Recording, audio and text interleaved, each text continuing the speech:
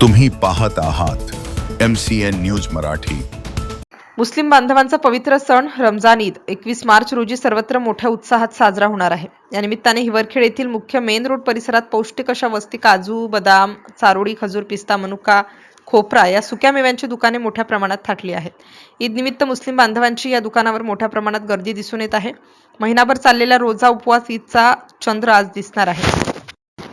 त्याचे दुसरे दिवशी म्हणजे उद्या दिनांक 21 मार्च रोजी ईद सण मुस्लिम बांधव साजरा करणार आहेत। यावेळी मोठ्या धार्मिक भावना जोपासत सकाळपासून तर सूर्य मावळतीपर्यंत लहान पोरांपासून तर वृद्धांपर्यंत त्या अल्लाह परमेश्वराचे नाम सदैव मुखी ठेवून सुमिरण करतात।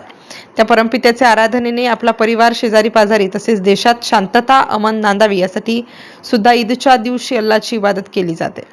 गरीब निराश्रितांची ईद साजरी व्हावी म्हणून दान करतात, कपडे वाटतात। शेजारी जर परिस्थितीने गरीब कोणी असेल तर त्याच्याही घरी ईद साजरी करण्यासाठी दानदाते म्हणून दानशूर पुढे येतात।